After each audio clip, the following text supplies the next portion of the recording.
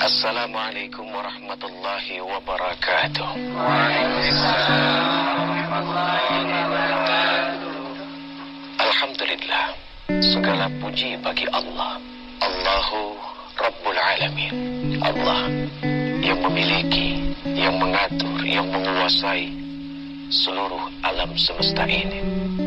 Alladzi la ilaha illa huwal hayyul qayyum. Dialah Allah.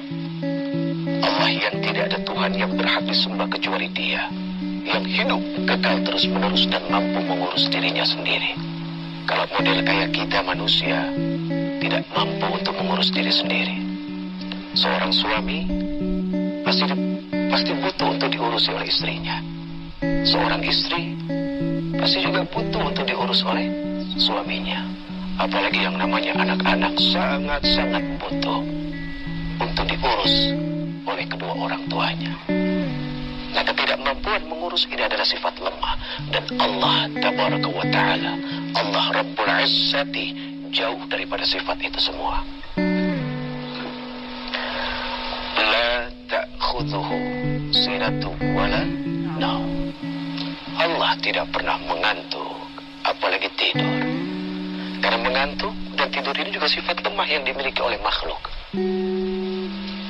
Kalau seandainya ada di antara kita naik motor, ngantuk, kira-kira apa yang terjadi?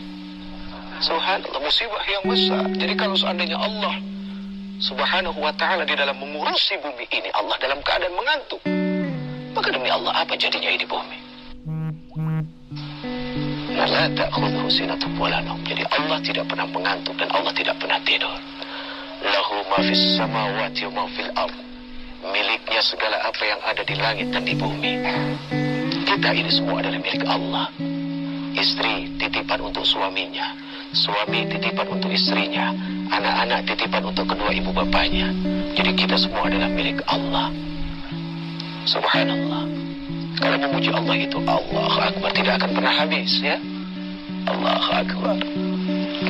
Allahumma salli wa sallim wa barik ala hadzal nabiyil karim sayyidina wa maulana Muhammadin wa ala alihi wa ashabihi ajma'in, amma ba'd. Kepada Rasulullah yang makamnya senantiasa disiarahi, masjidnya tidak pernah sepi dari orang-orang yang ingin dekat dengan beliau. Kalau setelah matinya beliau, setelah perginya beliau, setelah tidak adanya beliau, begitu banyak orang-orang yang mau dekat dengan beliau. Bagaimana ketika beliau itu masih ada? Subhanallah. Ya, semua orang senang dekat duduk dengan Rasulullah. Bagaimana tidak? Kalau kita punya kekasih, kita senang duduk dengan kekasih kita. Padahal maaf demi Allah, kekasih ini belum tentu mampu menjamin kita masuk surga. Ini Rasulullah. Ketika kita dekat tunduk dengan beliau, ini beliau bisa jadi jaminan kita masuk ke dalam surga dan bebas daripada azab api neraka. Maka kepada beliau yang mengaku cinta, yang mengaku senang, sudah sangat sepantasnya untuk memberikan puji-pujian yang baik. Suka bersolawat ibu? Suka ya? Bapak, ikhwan di belakang, kelihatan kalau orang yang senang baca salawat, mukanya lain. Ya, orang yang senang memuji itu mukanya lain. Allahu Akbar. Sallallahu rabbuna ala nuril mubin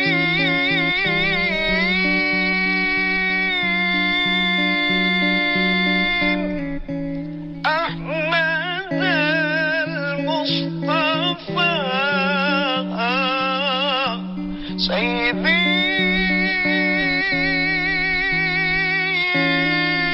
mursalin.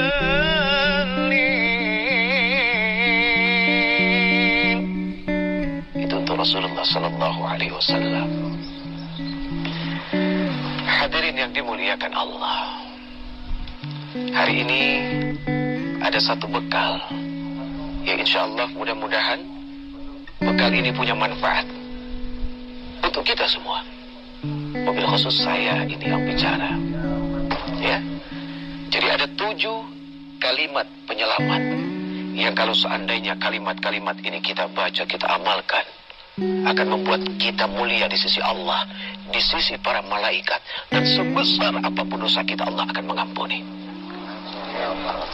7 kalimat penyelamat ini bukan kita tidak tahu.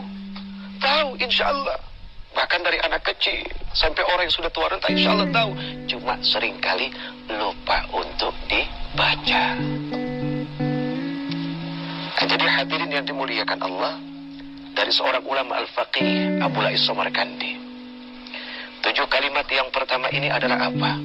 Kalau kita mau melakukan sesuatu, ayo dahulukan dengan membaca basmalah. Sesuatu yang didahului dengan kalimat Bismillahirrahmanirrahim.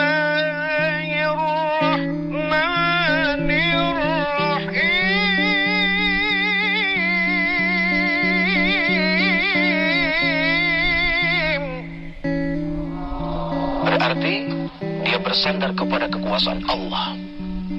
Dia bersandar kepada kemahabesaran Allah. Dan dia bertawakal kepada apa? Rahmat dan rahim yang Allah miliki. Jadi jalannya lurus kalau pakai bismillah.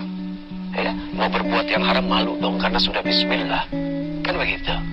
Nah, itu yang pertama. Yang kedua, hadirin yang dimuliakan Allah, ketika kita selesai dari melakukan sesuatu, atau ketika kita baru saja mendapatkan satu nikmat yang halal, awas yang halal, ini tolong digarisbawahi. Senantiasa mengucapkan alhamdulillah. Tahu kan? Bukan yang nggak tahu, tahu semua ini, subhanallah. Alhamdulillahi rabbil alamin. Kalau ini diucapkan, ini menjadi satu cermin bahwa kita manusia ini senang bersyukur kepada Allah. Orang yang suka bersyukur, jalan luas. Orang yang suka bersyukur, dunia ini pun menjadi sangat luar biasa luas. Tapi kalau orang yang jauh dari sifat-sifat syukur, seluas apapun ini bumi, jadi sempit. Ya. Dan kalau orang tidak banyak syukur, ini hati pun gak enak. Ya, degup jantungnya juga terlalu kencang karena gak banyak syukur. Sering sakit kalau orang gak banyak syukur. Iya kan? Iya. Kalau orang banyak syukur, insya Allah sehat. Jadi kalau hidup mau sehat harus banyak. Ibu-ibu ya, harus banyak syukur. Suami datang bawa rizki, tidak bawa rizki, yang betul. Betul ya? Gitu, subhanallah. Itu yang kedua.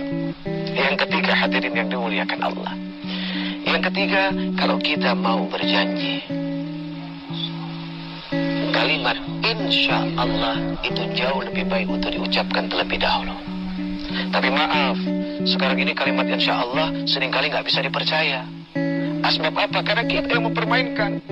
Bu, nanti malam jangan lupa ya, kemana ada pengajian. Oh, insya Allah. Terus dia bisik-bisik sama temennya, pasti kagak datang nih, dia ngomong insya Allah tuh. Karena kita yang sering bermain-main dengan kalimat insya Allah. Ya, ada anak-anak juga yang mulai kehilangan kepercayaan dengan orang tua. Karena apa? Begitu anaknya minta, Pak nanti kalau naik kelas tolong beliin sepeda ya.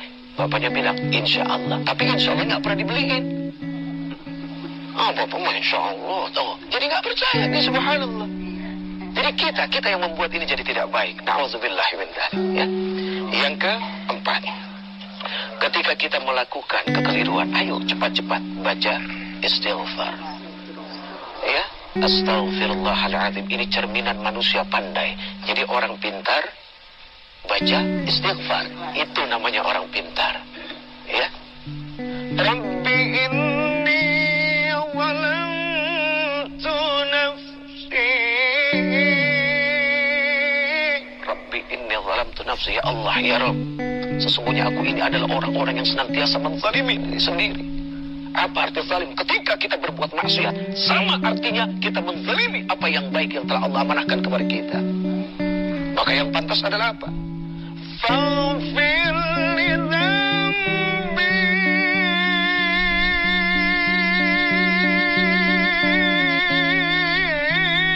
Faghfir li dzambi. Maka ampunilah dosaku.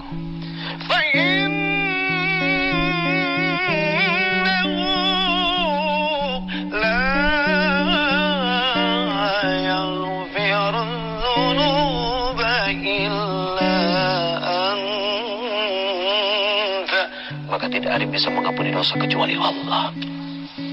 Jadi minta ampun kepada Allah. Nah, sekarang yang kelima, ketika kita dihadapi dengan satu kesulitan, baca haulaka, la haula wala quwwata illa billahil aliyyil azim. Tidak ada daya, tidak ada kekuatan apapun kecuali yang dimiliki oleh Allah Azza wa Jalla. Yang keenam, ketika kita dihadapi satu musibah, maka bacalah istirja. Qalu inna lillahi wa inna ilaihi raji'un. Kalau kita sering membaca kalimat istirja, ini mengajarkan kita untuk berbuat ikhlas. Artinya, ketika kita diambil sesuatu yang kita miliki oleh Allah, kita harus yakin bahwa ini memang datang dari Allah. Atau kalaupun ini diberikan kepada kita, sifatnya kan sementara. Kan begitu. Ibu siap suaminya diambil oleh Allah? Hah? Tuh, ada yang bilang siap, ada yang bilang enggak. Siap tidak siap harus? Siap. Iya, seorang suami istrinya diambil siap. Jangan-jangan lebih siap diambil istrinya ini. Iya, subhanallah, ganti yang baru kan. Kedua orang tua pasti sangat tidak siap diambil anak-anaknya. Tapi ketika kita innalillah, innalillah, innalillah, sesungguhnya ini datang dari Allah, datang dari Allah, datang dari Allah, dan akan kembali kepada Allah, maka kita akan menyerahkan segala urusan ini kepada Allah. Dan yang terakhir, hadirin, banyak-banyaklah berzikir. Apa makna zikir? Mengingat, ya, mengingat. Banyak-banyaklah berzikir dengan kalimat thayyibah. Apa kalimat thayyibah? La ilaha illallah. Tidak ada Tuhan selain Allah. Ini adalah kalimat zikir yang paling baik. Afdal zikri wa qultu ana wa nabiyyuna min qabli. La ilaha illallah, la ilaha illallah, la ilaha illallah. Tidak ada Tuhan kecuali Allah. Subhanallah. Itu 7 kalimat penyelamat. Subhanallah, yang seringkali dianggap remeh, yang seringkali dianggap sepele, tapi ternyata punya nilai yang begitu dahsyat. Allah Akbar. Gampang kan? Gampang untuk diingat ya, tapi suka lupa untuk dibacanya. Tapi insya Allah ini adalah ibu-ibu, bapak-bapak, ikhwan-ikhwan yang insya Allah ya akan mencari ketenangan dari sisi Allah. Amin ya Rabbal Alamin. Mungkin ada yang mau tanya? Silakan Ibu Hajjah. Silakan. Assalamualaikum warahmatullahi wabarakatuh. Waalaikumsalam warahmatullahi wabarakatuh. Pak Ustadz, saya mau bertanya, di samping kita membaca yang Pak Ustadz tadi katakan, apa saja yang harus kita pikirkan di waktu kita senggang gitu Pak Ustadz? Waktunya, maksud saya sewaktu kita lagi diam gitu, apa saja yang kita harus pikirkan gitu Pak Ustadz? Iya. Terima kasih. Terima kasih. Hadirin yang dimuliakan Allah, pada saat kita senggang, pada saat kita sendiri ya, pada saat kita berdiam diri, selain daripada 7 kalimat penyelamat yang bisa kita baca, di antaranya adalah subhanallah walhamdulillah wala ilaha illallah Allah akbar ya. Itu kalau dibaca subhanallah, dan kalau ditimbang dengan bumi itu jauh lebih berat itu, apalagi dalam kondisi bangsa seperti ini ya, dalam keadaan bangsa yang tidak jelas. Maaf hadirin, potret bangsa kita seperti apa? Seperti Nabi Allah Yunus di dalam perut ikan paus. Perut ikan paus itu besar, tapi kan tidak pantas untuk didiami oleh manusia. Nah, potret bangsa kita seperti itu.